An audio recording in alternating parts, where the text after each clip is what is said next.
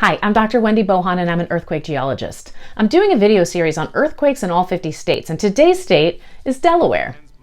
So the map behind me is from the Delaware Geological Survey, and it's showing the location of some of the 60 earthquakes that have been experienced in Delaware since 1871. So on October 9th, 1871, there was a pretty big earthquake near Wilmington. It threw down chimneys, it broke windows, and it was felt across the region. It even did a little bit of damage in Oxford, Pennsylvania. There was actually another earthquake of a similar size that happened near Dover in 2017. So here's the shaking distribution from that earthquake. This was a magnitude 4.1.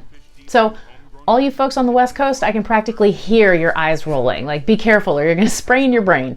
I know that a 4.1 doesn't sound big to people that are used to experiencing lots of earthquakes, like people on the West Coast, but here on the East Coast, people don't experience earthquakes that often, and that can be just the unusual nature of it can be kind of disorienting. Also, people and infrastructure on the East Coast are not as prepared for earthquakes as people and infrastructure on the West Coast.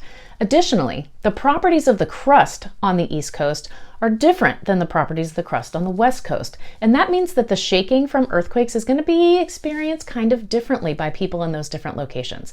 So here's an example. This is a map from the USGS showing 4 different earthquakes, and those colors are showing the distribution of shaking felt by people during those earthquakes. I want to draw your attention to the teal colored dots on the West Coast.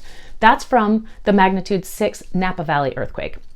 Now look at the purple dots on the East Coast.